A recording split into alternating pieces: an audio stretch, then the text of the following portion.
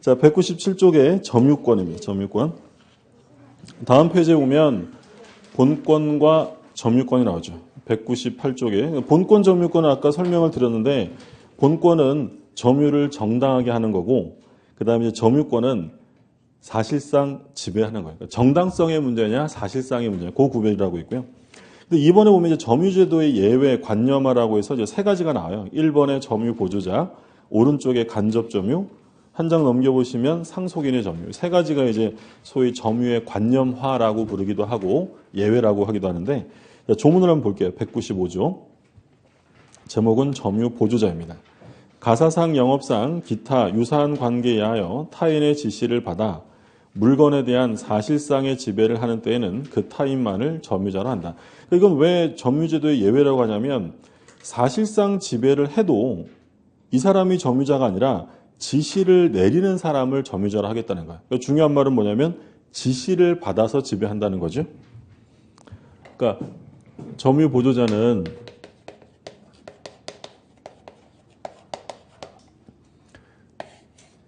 가사상, 영업상 이런 관계인데, 그러니까 예를 들어 이런 거예요. 갑이라는 사람이 이 업체 사장이고요. 사장이고 을이 점원이에요. 그러면 이 점원의 을은 아침 일찍 가게 나와서 셔터 열고요. 이 물건들 관리하고 손님들 맞이하고 그리고 밤에 셔터 내리고 집에 가요. 그럼 여기 있는 물건들을 사실상 지배하는 사람은 사장이 아니라 직원, 점원이 하는 거예요. 근데 이 사장과 점원의 관계는 대등 관계가 아니라 지시 관계에 있다는 거죠. 지시를 받아 지배를 한다는 거예요. 물론 뭐 지시 명령 관계라는 것은 뭐 사회적 의미의 그런 건데 그러면 이 경우에 점유자는 점원이 아니라 누가 점유자가 되냐면 사장이 점유자가 된다는 거야. 이게 점유 보조자의 개념이에요. 그럼 왜 그러냐면 점유 보조자에게 점유권을 인정해주면 오히려 분란이 발생할 여지가 생겨요. 어떤 일이 있을 수 있냐면 얘가 점유자면 아까 우리 물권적 청구권 봤죠? 점유권에 대한 반환 제거 예방 청구권도 얘한테 있다는 거예요. 그럼 만약에 사장님이 자기 가게 와가지고 나는 껌이나 한 통 씹어야지 하고 껌을 집어들면 점원이 어떻게 할 수도 있는 거예요. 사장님 땅 놔. 네. 점유권에 대한 방해 제거를 구할 수 있다는 거잖아요. 그렇게 되면 오히려 분란의 여지가 있으니까 점유권은 누구한테만 주겠다고요. 사장한테. 그러면 이제 점유보조자는 수험상으로 핵심 뭐냐면 얘는 점유자가 아니라는 거예요. 그러면 예를 들어 어떤 X라는 사람이 이 물건을 침탈해 가면 점유권에 기한 반환 청구나 방해 제거 등은 누가 행사하는 거예요? 사장이 하는 거예요. 그리고 예를 들어서 A라는 사람이 소유자인데 A 소유의 물건이 잘못된 경로를 통해서 이 가게에 놓여 있었어요. 그러면 A가 내 거 돌려줘라고 반환을 청구할 수 있는데 반환 청구의 상대방은 누구냐면 현재 점유자에게 반환 청구하는 거예요. 그러면 A는 반환 청구를 을에게 해야 돼요? 갑에게 해야 돼요? 갑에게 해야 돼요. 왜냐하면 얘는 점유자가 아니기 때문이에요. 그럼 결론은 뭐냐면 점유보조자는 점유자가 아니기 때문에 점유보호 청구의 주체나 상대방이 될 수 없다라는 거예요. 이게 핵심이에요. 수험상으로. 점유보조자는 점유자가 아니기 때문에 점유자에게 인정되는 모든 권리가 다 인정될 수 없다라는 거예요. 이게 점유보조자고 그 다음에 이제 간접점유가 나와요. 일단 199쪽에 참고 한번 보세요. 참고해 보면 참고 박스. 점유보조자는 점유가 없는 자이므로 점유보호 청구권 등 권리를 행사할 수 없고 점유보조자가 불법적으로 물건을 지배하는 경우 권리자는 점유자를 상대로 물권적 청구를 해야지 보조자를 상대로 할 수 없다는 거예요. 그게 이제 핵심이고 그 다음에 이제 194조를 보죠. 지상권, 전세권, 질권, 사용대차, 임대차, 임치, 기타의 관계로 타인으로 하여금 물건을 점유하게 한 자는 간접으로 점유권이 있다. 자, 법률 관계들이 쭉 나열되어 있어요. 지상권, 전세권, 빌려 쓰는 거죠. 질권, 우리가 담보로 잡히는 거였고 사용대차, 임대차가 나오는데 이것도 우리가 앞에서 한번 설명드린 바 있는데 사용대차와 임대차는 빌려 사용하는 거예요. 빌려 사용하는 건데 차이점은 뭐였냐면 사용대차는 공짜예요. 그러니까 대가 없이 빌려 쓰면 사용대차고 차임을 지급하면 임대차예요. 그러니까 유상이냐 무상이냐의 차이점만 있는 거고 내용은 똑같은 거예요. 빌려서 사용하는 건 똑같고 그 다음에 임치. 임치라는 건 뭐냐면 보관계약이에요. 보관계약. 그래서 물건을 맡기는 사람을 임치인이라고 하고 보관해주는 사람을 수치인이라고 불러요. 임치계약.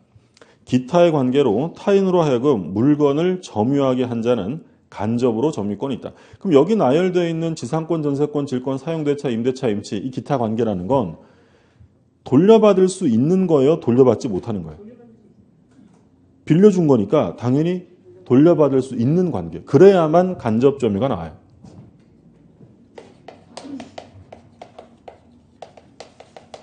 그러니까 갑이 예를 들어서 을한테 임대차를 해줍니다. 임대차. 그 원래 갑이 소유자였고요. 소유자였고 얘가 물건을 점유하고 있었는데 임대차 계약에 따라서 얘한테 물건을 넘겨준 거예요. 그러면 이제 누가 사실상 지배를 하게 되냐면 을이 하는 거죠. 얘가 이제 점유자예요. 근데 이 을의 점유는 누구한테서 나온 거냐면 갑에게서 나왔고요. 그리고 결국 누구한테 돌아갈 거예요? 갑이 돌려받을 수 있는 관계죠. 그러면 이 을이라는 사람을 직접 점유자다라고 부르고요. 그리고 이 임대차 기간 동안 갑의 점유를 상실시키지 않겠다는 거예요. 보다 두텁게 보호하는 게 좋으니까 갑에게도 점유권을 여전히 인정을 해주겠는데 을이라는 사람이 직접적으로 점유하니까 얘를 뭐라고 표현하는 거예요? 간접 점유한다라고 표현하는 거예요. 그래서 간접 점유가 인정이 되려면 이 을과 연결해주는 뭐가 있어야 되냐면 점유 매개 관계가 있어야 돼요. 점유를 매개해주는, 연결해주는 관계가 있어야 되는데, 근데 말씀드린 것처럼 이 매개 관계라는 것은 결국 갑이 매개 관계 기초에서 돌려줘라고 할 수 있는 반환 청구권이 반드시 있어야 되는 거예요. 돌려받은. 그럼 예를 들어서 갑이 소유자인데요. 을한테 매매를 해서 목적물을 넘겨줬다. 그러면 매도인 갑은 간접 점유자일까요? 아닐까요? 이거 간접 점유가 될 수 없죠. 왜냐하면 매매를 했으면 돌려받는 법률 매개 관계가 있어요? 없어요? 없죠. 넘어가고 끝난 거고 얘는 점유 상실자예요. 또 하나. 갑이 있는데 예를 들어 을이 갑이라는 사람의 점유를 침탈해서 빼앗아 갔어요. 그럼 물건을 빼앗긴 갑은 간접 점유자일까요? 아닐까요? 빼앗긴 갑은? 아니겠죠. 간접 점유가 되려면 얘와 얘를 연결해주는 뭐가 있어야 한다고요? 매개관계가 있어요. 침탈당한 거면 매개관계가 없잖아요. 그럼 얘는 점유 침탈당한 상실자가 되는 것이지 간접 점유자가 아니에요. 그러니까 간접 점유자가 되려면 여기 나오는 것처럼 임대차, 전세권, 사용대차 이런 연결해주는 법률 관계가 있어야 되고요. 그럼 이걸 구별하는 의미는 뭐가 있냐면 간접 점유자는 점유 보조자와 달리 말 그대로 얘는 점유자로 인정이 돼요. 그럼 간접 점유자는 점유권에 기한 물권적 청구, 점유보호 청구권 행사할 수 있어요? 없어요? 있는 거예요. 얘는 점유자가 아니잖아요. 점유자가 아니니까 주체나 상대방이 될 수 없는데 간접 점유자는 점유자예요. 그럼 얘는 점유보호 청구의 주체가 될 수도 있고 상대방이 될 수도 있다라는 거예요. 그 차이점이 가장 핵심적인 내용이고요. 교재 보시면 199쪽에 괄호 2번에 간접 점유자의 지위라고 해서 1번 간접 점유자도 점유권을 가진다라고 되어 있고요. 따라서 간접 점유자도 점유보호 청구의 주체가 되며 상대방이 될 수 있고 또 점유를 요건으로 하는 시효 취득도 할 수 있다. 시효 취득은 우리가 소유권 편에 가면 공부할 거고 좀 이따 바로 이어서 볼 거예요. 그러니까 우리가 앞으로 이제 공부하는 점유라고 하면 직접 점유뿐만 아니라 모두 다 같이 포함한다고 생각하시면 되냐면 간접 점유도 똑같은 점유로 포함이 됩니다. 그 다음에 상속인의 점유인데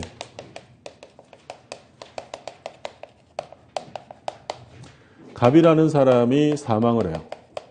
을이 상속을 받았다. 그러면 갑이 가지고 있던 점유가 사망으로 인해서 상속인에게 넘어가요. 언제 넘어갈까요? 사망 시에. 사망과 동시에 얘가 바로 점유권을 갖게 돼요. 그러면 인도해야 돼요? 안 해도 되는 거예요? 안 해도 돼요. 만약에 지문에 상속인은 갑의 사망 사실을 알게 되면 인도 없이도 점유권을 취득한다. OX에? 이러면 틀려요. 사망 사실을 알 필요도 없는 거예요. 그러니까 사망했는지 안 했는지 모를 수도 있잖아요.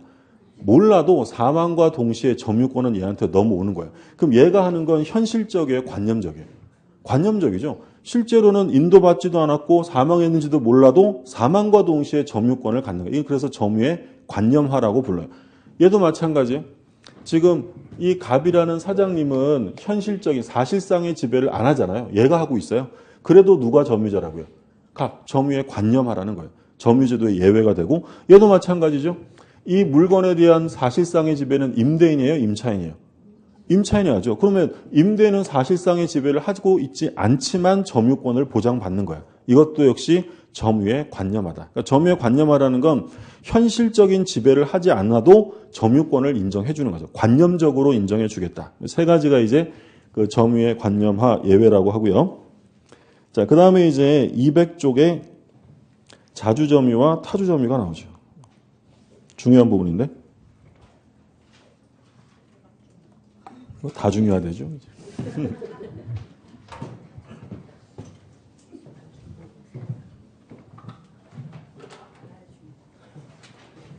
그러니까 자주와 타주의 구별인데요. 그러니까 소유의 의사가 있는 점유를 자주점유라고 하고 소유의 의사가 없는 점유를 타주점유라고 불러요. 그러니까 소유의 의사가 있느냐 없느냐 문제인데 그럼 이거 왜 구별을 하느냐? 우리 민법에서 자주점유와 타주점유를 구별하는 실익이 딱 3번 나와요. 첫 번째 무주물 선점에서 한 번 나오고요. 그 다음에 두 번째는 제일 중요한 취득쇼에서 나와요. 세 번째는 이제 그 점유자 회복자 관계에서 현존 이익만 배상하면 되는 사람. 선이면서 자주점유를 해야 돼요. 이건 좀 이따가 바로 이어서 나올 거예요. 근데 셋 중에서 이게 제일 중요하고 이걸 그냥 한번 얘기하고 넘어가는 거예요. 그러니까 무주물이라는 건 주인 없는 물건이에요. 주인 없는 물건을 뭐 한다고요? 선점. 먼저 찜하는 거예요. 그럼 주인 없는 물건을 먼저 찜하면 소유권을 취득하게 되는데 그러기 위해서는 소유의 의사를 요건으로 합니다. 소유사가 있어야 되고요. 부동산도 무주물을 선점하면 소유권을 취득할까요? 동산만 될까요? 예를 들어서 어떤 땅을 봤더니 등기가 안 돼 있는 땅이에요. 들어놓으면 내 땅 돼요? 아니죠. 무주의 부동산은 다 누구 거예요? 다 국가 거고 이건 무주의 동산만. 무주의 동산, 주인 없는 동산을 내가 먼저 선점하면 소유권을 취득할 수 있는데 그때 소유의사를 요건으로 합니다. 근데 수험상으로는 얘 때문에 본다고 해도 과언이 아닌데요. 이제 점유취득쇼예요. 점유취득쇼라는 건 우리가 다음 주에 다시 구체적으로 공부하게 되는데 어떤 제도냐면 갑이라는 사람이 소유자로 등기가 돼 있어요. 근데 을이 갑 소유로 되어 있는 부동산을 소유의 의사를 가지고 평온 공연하게 20년을 점유하게 되면 을이 갑에게 취득시효 완성을 이유로 등기를 청구할 수 있어요. 등기를 받아오는 제도. 이게 점유 취득시효라는 제도예요. 그럼 일단 용어 소유의 의사로 평온하다. 평온하다는 건 말 그대로 평화롭고 온화하다는 거죠. 반대말, 평온의 반대말은 뭐겠어요? 물론 이제 안 평온인데 안 평온하다. 폭력, 강포 이런 거고요. 공연하다는 것은 공공연하게 드러내놓고라는 거예요. 반대말은 숨겨서 비밀로, 은비예요. 숨겨서 비밀로 한다. 그러면 어떤 사람이 이 갑이라는 사람 명의로 되어 있는 부동산을 소유할 의사를 가지고 폭력을 쓰지 않고 드러내놓고 20년을 점유하게 되면 을은 소유권을 취득할 수 있게 됩니다. 근데 을이 이제 이렇게 20년을 점유해서 갑한테 아저씨, 내가 아저씨 땅 시효 완성했네? 등기 줘 하면 갑은 줄 거야 안 줄 거야? 고생 많았네 이러면서 줄 사람 없잖아요. 그럼 결국 둘이 다툼이 생겨서 결국은 소송 가요. 그러면 갑이 안 주면 을은 취득시효 완성을 원인으로 한 소유권 이전 등기 청구 소송을 제기하게 되는데 만약에 이 요건이 갖춰졌다면 법원은 등기 주라고 판결해요. 근데 소송 들어가면 거의 문제가 많이 되는 건 평온 공연은 문제되는 경우가 거의 없어요. 웬만하면 평온하고 웬만하면 공연한 거예요. 근데 물론 이제 20년이냐 아니냐는 문제가 될 수 있는데 대부분은 그 사람에게 소유의 의사가 있었느냐 없었느냐로 승부가 결정이 돼요. 자주점유냐 타주점유냐. 그러니까 소유의사가 있는 걸 뭐라고 한다고 했어요? 자주점유. 그러면 이게 자주인지 타주인지를 어떻게 구별할 거냐? 그럼 법원에서는 을이 뭐라고 하냐면 제가 1980년부터 2000년까지 20년을 점유했습니다. 그럼 법원에서는 그러면 80년에 왜 점유를 시작하셨어요? 그랬더니 을이 내가 돈 내고 샀는데 매매를 했는데 등기를 못 받아왔어요. 라고 합니다. 그럼 돈 내고 샀다면 을은 소유할 의사가 있을까요? 없을까요? 당연히 있죠. 또는 증여를 받았다든지 또는 교환 계약을 했다라는 사실이 밝혀지면 이건 자주점유로 인정이 돼요. 근데 20년 전에 왜 점유했어요? 그랬더니 빌렸지 이럽니다. 임대차, 사용대차, 전세권. 그럼 임대차나 사용대차 빌려 쓴다는 거잖아요. 그럼 이건 소유사가 있어요? 없어요? 없는 거예요. 이건 타주점유가 돼요. 그러면 우리 법원이 자주점유인지 타주점유인지를 구별하는 기준은 첫 번째로 모든 사정을 통틀어 외형적, 객관적으로 판단합니다. 소위 객관설의 입장이에요. 그러니까 여기서 이제 조심하실 점은 점유자의 내심의 의사에 따른다라고 하면 오해엑세? 아니요. 점유자의 내심 의사에 따르는 게 아니라 객관적으로 그 사람이 어떤 권한을 가지고 있느냐. 예를 들어서 임대차한 게 밝혀졌어요. 을이 임차인이라는 게 밝혀졌는데 을이 뭐라고 했냐면 내가 임대차 계약을 했지만 내가 속으로는 가질 생각이었으니까 전 자주예요. 라고 할 수 있어요? 없어요? 안 받아주는 거예요. 그러니까 임대차를 했다면 이 사람은 객관적으로 소유할 의사가 없다고 봐야지 점유자의 내심의 의사를 살피는 것은 아니다라는 거예요. 근데 이제 문제는 이게 수십 년 된 거잖아요. 취득시효 사건은 최소 20년이에요. 이게 너무 오래되다 보니까 객관적으로 자주인지 타주인지를 판명하기가 분명하지 않아요. 불분명하다. 그러면 이걸 자주로 인정할 것이냐 타주로 인정할 것이냐가 문제인데 우리 법은 자주로 추정합니다. 197조 1항에서 자주점유로 추정한다라는 걸 규정하고 있어요. 여기 이제 취득시효. 일단 요건은 간단하게 보셨죠? 이거 보면 또 그런 생각이 질문 중에 또 많이 하시는 질문이 뭐냐면 이 수업 듣다 보니까 갑자기 시골에 두고 내 땅이 생각나는 거예요. 내 땅 놔둔 지 한 20, 30년 된 것 같은데 그럼 그 사람이 내 땅 취득시효 완성했다고 등기 달라고 할 수 있느냐? 그 사람은 취득시효 완성이 됐을까 안 됐을까요? 안 됐을 가능성이 매우 농후하겠죠. 보통 취득시효 사건은요. 그러니까 예를 들어서 제가 시골에 땅이 있는데 거기다가 이제 제가 뭐 나와 있으니까 거기 사시는 분한테 제 땅 그냥 농사 지으시고요. 그냥 1년에 쌀 한 가마 보내주세요. 라고 해서 그분이 관리해요. 그럼 그분이랑 저랑 무슨 계약한 거예요? 대가 받잖아요.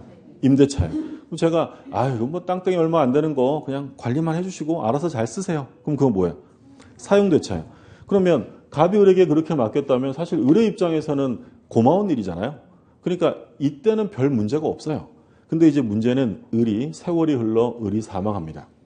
병이라는 애가 상속인으로 나타나죠. 상속인은 꼭 딴소리를 해요. 상속인이 뭐라고 하냐면 이 양반아 내가 우리 아빠 돈 내고 사는 거 봤구만. 뭔 소리야? 이렇게 주장하는 거예요. 그럼 만약에 갑이 을이랑 계약하면서 임대차 계약서나 사용대차 계약서나 확인서를 받아두었다면 얘가 취득시효가 돼야 안 돼요? 절대 안 되는 거예요. 이건 100년을 점유해도 타주점이에요. 근데 그런 것도 아무것도 없고 시간은 많이 지났다 이러면 취득시효 할 여지도 있다라는 거예요. 근데 남의 땅의 시효 취득이라는 게 쉽겠어요? 어렵겠어요?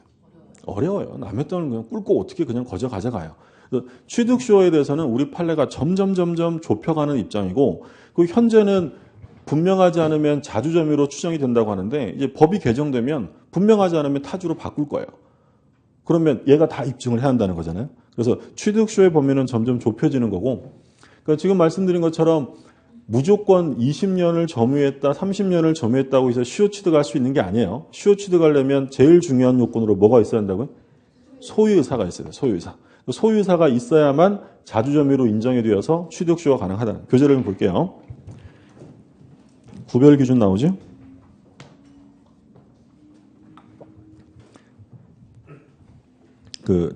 괄호 2번에 첫째 줄 볼게요. 점유자의 점유가 소유사가 있는 자주인지 아니면 소유사가 없는 타주인지 여부는 그 다음이 중에 점유자의 내심의 의사에 하여 결정되는 것이 아니라 점유 취득의 원인이 된 권원의 성질이나 점유와 관계 있는 모든 사정에 의하여 외형적, 객관적으로 결정해야 한다. 그러니까 외형적, 객관적으로 결정하는 것이지 지금 나온 것처럼 내심의 의사로 결정하는 게 아니다라는 거예요. 그러면 끝에서 둘째 줄에 볼게요. 끝에서 둘째 줄에 따라서 점유 권원이 매매, 교환, 증여면 자주고요. 임대차, 전세권, 분묘기지권, 명의신탁이면 타주가 됩니다. 분묘기지권이라는 건 나중에 우리가 공부할 텐데 분묘기지권은 이런 거예요.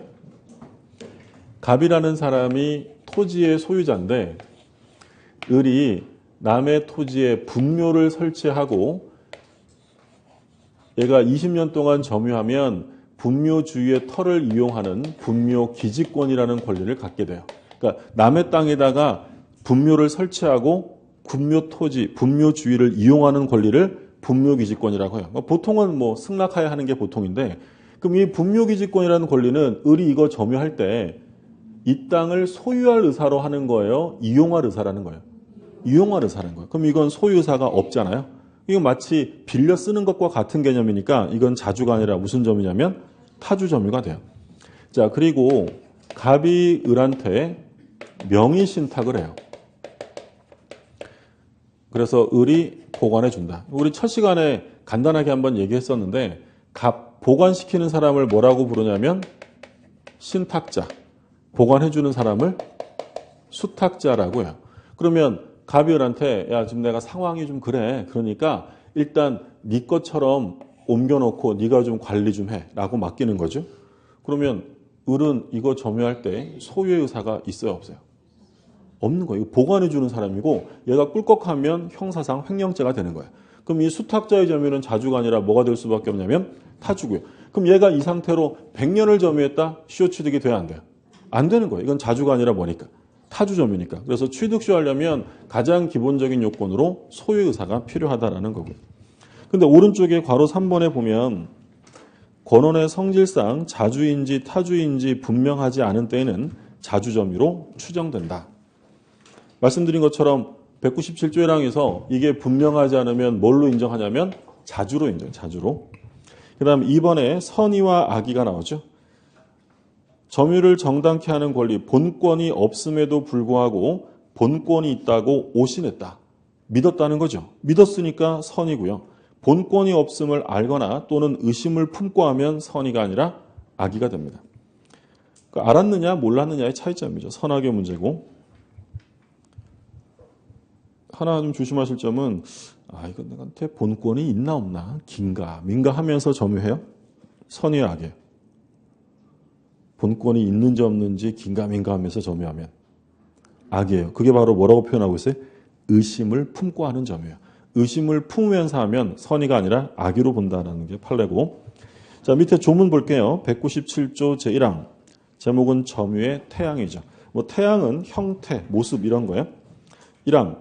점유자는 소유의 의사로 선의, 평온 및 공연하게 점유한 것으로 추정한다. 그러니까 일단 점유하고 있으면 몇 가지를 추정해 주냐면 4가지예요. 소유의 의사, 선의, 평온, 공연. 그러니까 아까 여기서 시간이 많이 지나서 분명하지 않으면 뭘로 인정한다고요? 자주로 인정되는 게 이 197조 1항 때문이에요. 일단 점유하면 자주점유자로 추정해 주고요. 그리고 선의, 평온, 공연. 조심하실 점은 무과실은 추정되지 않아요. 무과실은 추정되지 않고. 그래서 지문에 나오면 점유자는 소유의 의사로 선의, 평온, 공연 및 무과실로 점유한 것으로 추정한다라고 하면 틀리는 거예요. 무과실 들어가면 안 되고 무과실은 스스로 입증을 해야 합니다. 그 다음에 2항 선의 점유자라도 본권에 관한 소에 패소한 때는 그 소가 제기된 때로부터 악의의 점유자로 본다. 그러니까 선의 점유자라 하더라도 소송에서 졌어요. 그리고 권리 없음이 밝혀지는 거죠. 그러면 얘는 언제부터 악의로 바뀌냐면 소제기시예요. 조심하실 점은 패소 판결시라고 하면 틀립니다. 패소 판결시나 또는 점유 개시시가 아니라 언제부터냐면 소제기시. 그 다음에 199조 점유계속의 추정인데 전후 양시에 점유한 사실이 있는 때는 그 점유는 계속한 것으로 추정한다. 이건 어떤 취지의 조문이냐면 어떤 사람이 1980년부터 2000년까지 취득시효를 주장해요. 그러면 얘가 취득시효가 완성되려면 아까 몇 년 점유한다고 했어요? 20년. 그러면 얘는 20년 동안 점유가 중단되어도 되겠느냐? 안 돼요. 시효 취득하려면 점유가 계속 이루어졌어야 돼요. 근데 이제 문제는 이 긴 시간 동안 자기가 일일이 몇 월 며칠에 점유했다는 걸 다 입증할 수 없잖아요. 그래서 입증 곤란을 구제하기 위해서 뭐만 밝혀주라는 거예요. 전하고 후하고 양시만. 전후 양시점만 밝혀주면 가운데 건 입증 안 해도 계속된 것으로 추정해 주겠다라는 거예요. 이해되셨죠? 그러니까 만약에 이런 규정이 없으면 야, 너 95년 4월 3일 날 점유한 거 입증해봐. 이렇게 나오면 일일이 입증할 수 없다는 거예요. 그러니까 처음이랑 끝을 딱 정해서 이것만 밝혀주면 가운데 건 그냥 계속 점유한 것으로 추정해 주겠다는 거죠. 그 규정의 내용이고, 자, 다음 페이지 200조 보면 점유의 권리적법 추정이에요. 점유자가 점유물에 대하여 행사하는 권리는 적법하게 보유한 것으로 추정한다. 아까 부동산은 등기의 추정력을 인정한다고 했고요. 아까 동산은 뭐의 추정력이 인정이 되겠어요? 점유. 그래서 이 200조는 동산에만 적용되는 규정이에요. 왜냐하면 부동산은 등기의 추정력을 부여하니까. 그래서 첫째 줄에 그것만 조심하세요. 점유자의 권리적법 추정에 관한 200조는 동산 점유에 한하여 한정 적용되고 부동산에는 적용되지 않는다. 왜냐하면 부동산은 추정력이 점유가 아니라 등기에 부여되기 때문이에요. 자, 그 다음에 이제 점유자와 회복자 관계가 나오는데 매년 출제됩니다. 매년 출제되고 굉장히 중요한 부분이에요.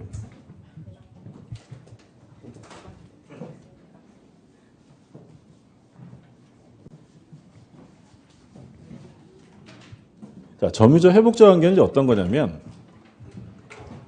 갑이 을하고 매매 계약을 합니다. 그래서 부동산을 넘겨받아서 사용을 하고 있는데 근데 나중에 봤더니 실제 소유자가 병이에요. 병의 소유자. 갑이라는 사람이 자기 것도 아니고 관리를 하라고 했더니 그걸 팔아버리고 넘겨준 거예요. 그러면 뒤늦게 병이 그 사실을 알고 야 그거 내 거야 돌려줘라고 소송을 제기합니다. 그럼 지금 현재 본권자는 누구예요? 본권자는. 여기 소유자라고 써놨는데 누가 소유자라고? 얘가 소유자예요. 소유자. 그러니까 얘는 무권리자에게 부동산을 산 사람이에요.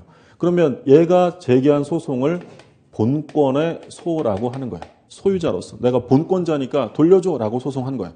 그러면 제가 지금 설명드린 내용이고 우리가 지금까지 공부한 바에 의하면 소유권을 취득하는 사람은 을이겠어요? 병에게 돌려줘야 될까요?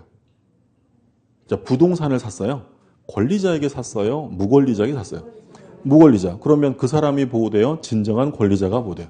진정한 권리자. 그러면 을은 이제 어쩔 수 없이 속상해도 병에게 돌려줘야 돼요. 그러면 을은 현재 뭐 하고 있는 사람이냐면 이 목적물을 점유하고 있는 사람, 얘가 점유자고요.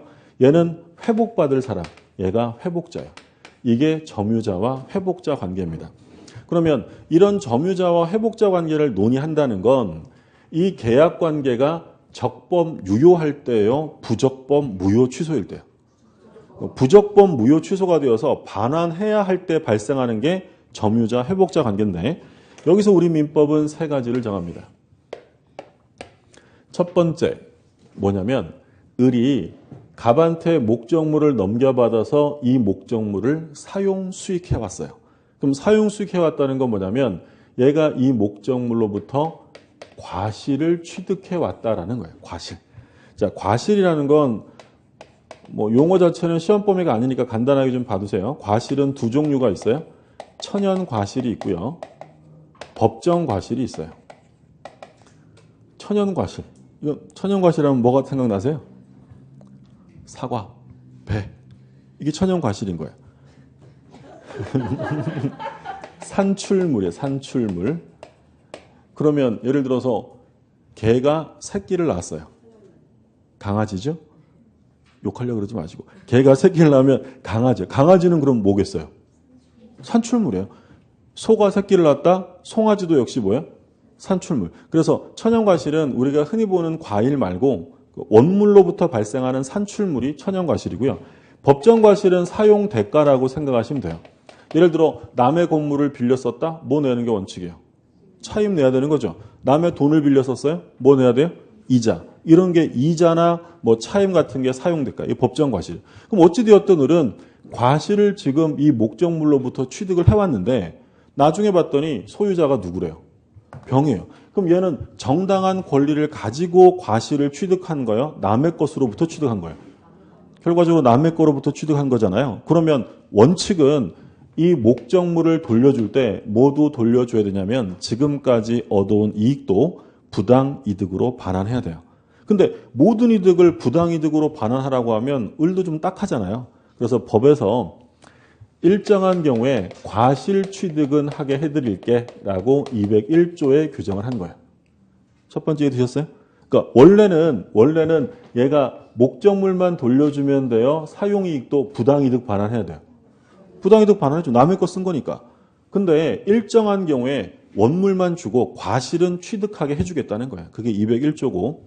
두 번째는 뭐가 있냐면 을이 목적물을 점유 사용하다가 속상한 일이 있어서 집을 좀 때려 부쉈어요. 이만큼 훼손시켰어요. 때려 부수고 이 속 풀렸네 이러고 있는데 병이 찾아온 거예요. 내 건데? 이만큼 부서졌네? 그러면 을은 자기 거 부순 거예요? 남의 거 부순 거예요? 남의 거 부쉈죠? 그럼 남의 거 부쉈으면 당연히 뭘 해줘야 돼요?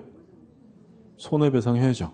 불법행위 손해배상 문제가 생기죠. 근데 모든 손해를 다 배상하라고 하면 을에게도 너무 가혹해요. 그래서 일정한 경우에는 배상 책임을 줄여주겠다라고 해서 두 번째, 점유자의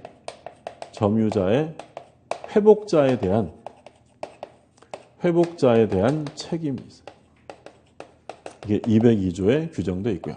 마지막으로는 이제 뭐냐면 을이 갑한테 이 목적물을 샀을 때 이게 되게 노후되고 낡은 거였어요. 그래서 이제 우리 집 좀 좋게 만들어야지 이러면서 이제 여러 가지 수선을 해요. 수선비, 유지비를 뭐라고 하냐면 필요비라고 불러요. 필요비는 다른 말로 유지비라고 하기도 해요. 그러니까 일반적인 유지비용을 쓸 거고, 그리고 이 집이 너무 노후되어서 이 부엌이나 화장실이 되게 구식이에요. 그래서 완전 신식으로 개조를 해요. 그럼 가치가 어떻게 돼요? 올라가겠죠. 그걸 유익비라고 해요. 유익비. 이걸 계량비라고 말하기도 하고요. 그러니까 이걸 통틀어서 비용이라고 부르는데, 그래서 을이 유지비 수선도 쫙 하고요. 그리고 다 신식으로 만들어서 집이 이제 빛과 번쩍해졌어요. 내 집 좋아졌네 이러고 있는데 병이 내 건데 이러면서 달래요. 그럼 돌려줘야 될 거 아니에요.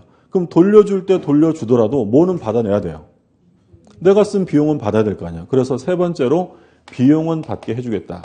비용 상환 청구가 인정이 돼요. 203조예요. 근데 일단 요 비용 상환 청구, 비용 청구권은요. 선의자에게만 인정하는 게 아니라 얘는 선악불문 인정이 돼요. 왜냐하면 악의자라 하더라도 만약에 이 의리하는 사람이 비용을 못 받는다라고 해버리면 누가 오히려 이득을 취해요? 병이. 무슨 말인지 되셨죠? 그러니까 예를 들어 제가 시계를 하나 훔쳤어요. 시계를 훔쳤는데 이 좋은 시계인데 안 가요. 고장났어요. 그래서 제가 수리비를 들여서 10만 원을 들여서 시계를 고쳤어요. 근데 시계 주인이 이제 와가지고 내 거네 내놔 딱 걸렸어요. 그럼 줘야죠. 그럼 제가 여기서 아저씨 제가 그래도 수리비 10만 원 썼는데 주세요라고 도둑이 수리비 10만 원 청구할 수 있을까요? 없을까요? 있다는 거예요. 감정을 버리시라 그랬어요. 어디 도둑 이런 생각하지 마시고 만약에 여기서 도둑이라고 10만 원 못 받게 하면 오히려 이 사람은 도둑 맞고 10만 원의 부당이득을 취하는 거예요. 그러니까 비용이라는 것은 선의냐를 따지지 않아요. 비용은 들어간 게 있으면 돌려받을 수 있게 해주는 거예요. 무슨 말이 되셨죠? 그래서 얘가 설령 매매 계약을 할 때 실제 소유자가 병인 걸 알고 사서 비용을 썼어도 그 비용은 받게 해주겠다는 거예요. 자, 그럼 이제 세 가지인데 201조부터 볼게요. 조문 203조 201조 제1항 선의 점유자는 점유물의 과실을 취득한다. 자, 누구에게는 인정해준대요? 선의 점유자. 그러니까 자기에게 권리가 있다고 오신한 사람은 과실 취득은 인정해주는 거예요. 이 항을 보시면 악의 점유자는 수취한 과실을 반환해야 하며 소비하였거나 과실로 인하여 훼손 또는 수취하지 못한 경우에는 그 과실의 대가를 보상해야 한다. 그러니까 선의자는 과실을 취득할 수 있는데 악의자는 쌓아둔 과실이 있으면 어떻게 하라고요? 전부 다 반환해야 되고요. 그거 뭐 소비 또는 자기가 훼손시켰다. 자기 잘못으로 훼손시키거나 수취하지 못했다면 돈으로라도 보상하라는 거예요. 그게 이제 2항이고 3항. 전항의 규정은 폭력 또는 은비에 의한 점유자에 준용한다. 그러니까 폭력이나 은비에 의한 점유자도 과실 취득권은 인정해주지 않아요. 그럼 결국 누구한테 인정해주는 거예요? 선의자. 근데 이제 우리 판례는 저 믿었는데요 이런다고 다 보호해주질 않고요. 오신함에는 오신할 만한 정당한 근거는 있었어야 한다. 선의 점유자가 이제 정당한 근거를 가지고 점유했다면 과실 취득권을 인정해줘요. 이렇게 되면 이제 그 사람에게는 과실 취득권이 인정이 되고요. 그러면 결과적으로 나타나는 모습은 을은 지금까지 사용한 이익에 대해서 부당이득 반환을 해야 한다는 거예요? 할 필요 없다는 거예요? 얘가 선이면 할 필요 없다는 거였죠. 법률로서 인정해주기 때문에 부당이득 반환을 할 필요가 없고 지금까지 사용익은 자기가 누리면 돼요. 예를 들어서 이 을이요 갑한테 사서 2년간을 사용했어요. 2년간을. 근데 나중에 봤더니 소유자가 병임이 밝혀져서 이거를 돌려주게 됐어요. 그러면 얘는 이거 돌려줄 때 요 2년간의 차임을 이 병에게 지급해야 될까요? 안 해도 될까요? 안 해도 돼요. 이 차임이 뭐라고요?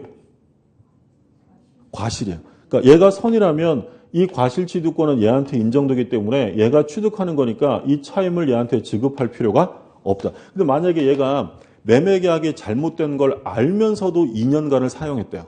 2년치의 차임 내야 돼, 안 내야 돼? 그럼 내야 되는 거였죠. 그 선의자에게만 과실 취득권이 인정이 돼요. 그 다음에 두 번째 202조를 보죠. 밑에 뭐 참고는 과실에 대한 용어 정리 한번 나왔고요. 다음 페이지. 202조. 점유물이 점유자의 책임 있는 사유로 인하여 멸실 또는 훼손한 때에는 악의 점유자는 그 손해 전부를 배상하여야 하며 선의 점유자는 이익이 현존하는 한도에서 배상하여야 한다. 자, 그럼 현존이익만 배상하면 되는 사람이 누구라고요? 선의 점유자. 자, 그 다음에 뭐라고 되냐면 소유의 의사가 없는 점유자는 선의인 경우에도 손해의 전부를 배상해야 한다. 그러면 결국에는 현존이익만 배상하면 되는 사람은 소유의 의사와 또 뭘 갖춰야 돼요? 선의. 그러니까 선의인 경우에 소유사가 없으면 그때는 전부 배상해요. 요거를 이제 나누면 선의와 악의가 있고요. 선의는 다시 자주점유와 타주점유로 나눕니다. 악의는 뭐 계약이 잘못된 걸 알았으니까 나눌 필요도 없어요. 그럼 여기서 현존이익만 배상하면 되는 사람은 선의이면서 자주. 이 사람은 현존이익의 배상. 나머지 사람들은 손해 전부 배상. 이렇게 되는 거예요. 예를 한번 볼게요. 을은 계약이 유효라고 믿었어요. 유효라고 믿었다. 무슨 점이에요? 믿었다라는 건 선악의 문제예요. 그럼 얘가 선이죠. 선. 믿었으니까 일단 선이. 그리고 얘가 믿은 계약이 매매 계약이었어요. 그럼 매매 계약이면 소유사가 있어요? 없어요? 있죠. 그럼 얘가 선이면서 자주예요. 그러면 얘는 이거 때려 부술 때 남의 건 줄 알았어요? 자기 건 줄 알았어요? 자기 건 줄 알고 이걸 자기 건 줄 알고 부쉈는데 나중에 남의 것인 게 밝혀져서 모두 물어내라는 건 가혹하다는 거예요. 이런 경우에는 얼마만 배상하면 되냐면 현존이익 배상이란 현존 상태로 인도해주면 되는 거예요. 근데 아무리 선이라도 자주가 아니라 뭐예요? 타주. 그럼 이때는 전부 배상이죠. 예를 들어서 임대차 계약을 했어요. 근데 저는 임대차 계약이 일단 유효라고 믿었어요. 믿었으니까 무슨 점이에요? 믿었다. 선이에요. 선이. 일단 선인데 제가 믿은 계약이 뭐라고요? 임대차예요. 그럼 임대차면 자주가 아니라 타주. 그 사람이 선이면서 타주예요. 때려 부쉈어요. 자기 건 줄 알았어요? 남의 건 줄 뻔히 알아요. 뻔히 알죠? 그럼 얼만큼 물어내라고요? 전부 배상이에요. 그래서 현존이익 배상은 선의뿐만 아니라 뭐까지 갖춰야 되냐면 자주까지. 그럴 때만 현존이익 배상해요. 자, 마지막으로 203조예요. 203조 205쪽에 203조 제1항. 점유자가 점유물을 반환할 때에는 회복자에 대하여 점유물을 보존하기 위해 지출한 금액, 기타 필요비의 상환을 청구할 수 있다. 그러니까 1항은 무슨 비용이라고 되어 있어요? 둘째 줄에 1항은 필요비. 1항은 보존하기 위해 들어간 돈, 필요비를 청구할 수 있어요. 그러나 점유자가 과실을 취득한 경우에는 통상의 필요비는 청구하지 못한다. 과실을 취득했다라고 하면 사용이익을 누려왔잖아요. 그러면 통상적인 유지비는 알아서 부담하라는 거예요. 그것까지 달라고 할 수는 없고. 2항, 점유자가 점유물을 개량하기 위해 지출한 금액, 기타 유익비에 관하여는. 그럼 1항이 필요비였다면 2항은 필요비가 아니라 유익비, 개량하기 위해 쓴 돈이죠. 그 가액의 증가가 현존한 경우에 하나여 회복자 선택에 조차 지출 금액이나 증가액의 상환을 청구할 수 있다. 선택권자 시험에 잘 나와요. 누가 선택하냐면 점유자가 아니라 회복자가 선택합니다. 3항, 전항의 경우에 법원은 회복자 청구에 의해 상당한 상환 기간을 허용할 수 있다. 전항이니까 뭘 얘기하는 거예요? 1항의 필요비, 2항의 유익비를 모두 말해요? 2항의 유익비만 말해요? 2항만 말하는 거예요? 만약에 위에 두 개라고 하려면 전 2항이라고 표현한다고 했죠? 전항이라고 하면 바로 위에 것만. 그러면 법원한테 나 돈 없어, 상환기간 좀 연장해줘 라고 청구할 수 있는 건 무슨 비용만? 유익비만 되는 거지 필요비는 상환기간 허가가 되지 않습니다.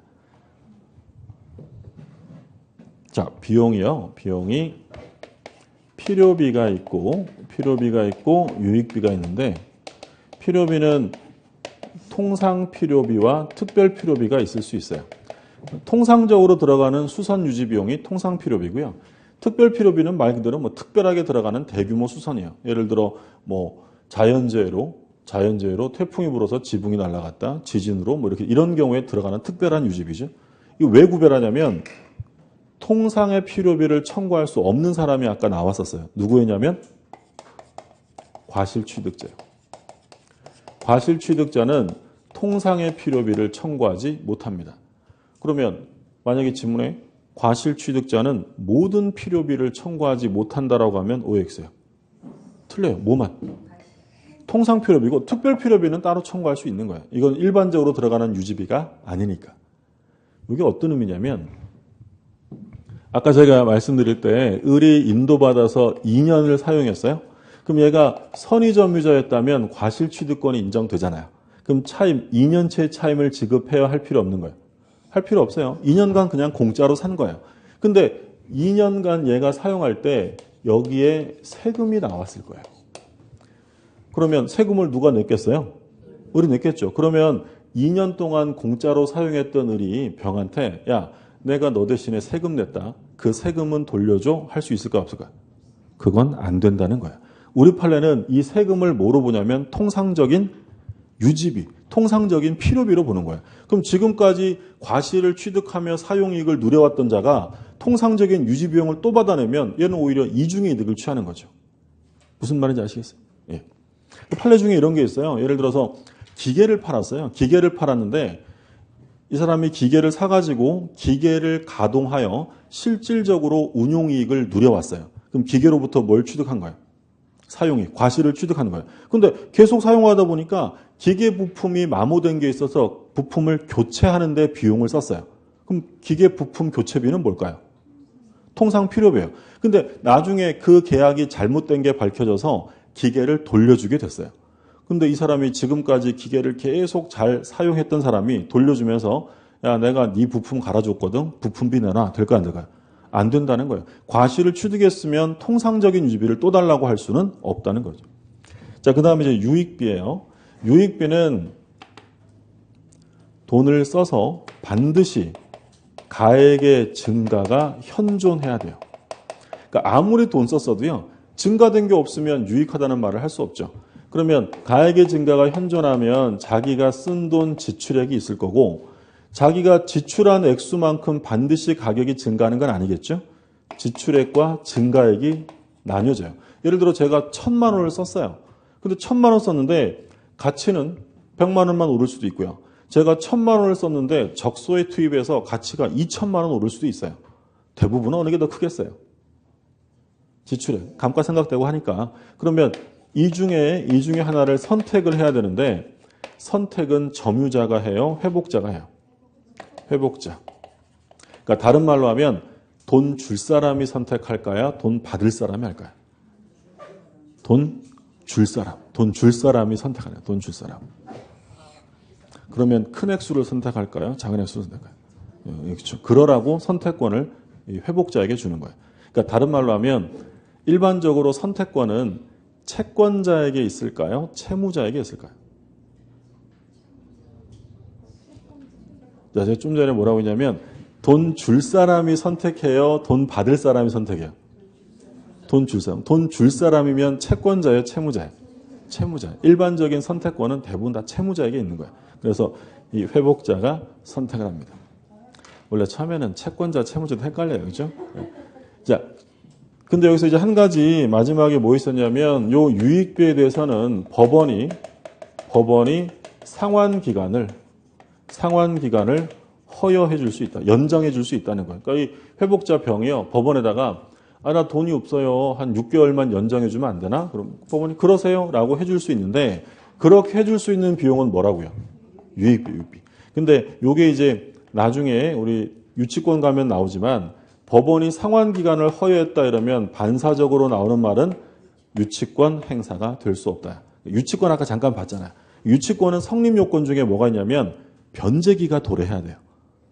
돈 받을 날이 왔어야 되는 거죠. 근데 법원이 6개월 있다가 주세요라고 하면 변제기예요? 변제기가 늦춰진 거예요.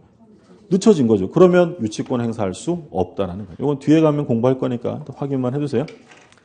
그러니까 요 세 가지가 점유자, 회복자 관계고요. 이건 뭐 거의 매년 시험에 나온다라고 생각하시면 돼요.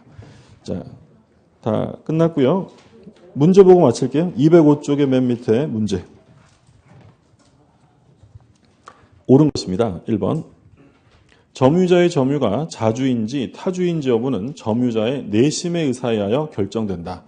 아까 내심으로 결정하는 게 아니라 외형적, 객관적. 객관설이 통설이고요. 그 다음에 2번. 점유자의 점유 권한에 관한 주장이 인정되지 않는 것만으로 자주점유의 주장이 깨진다.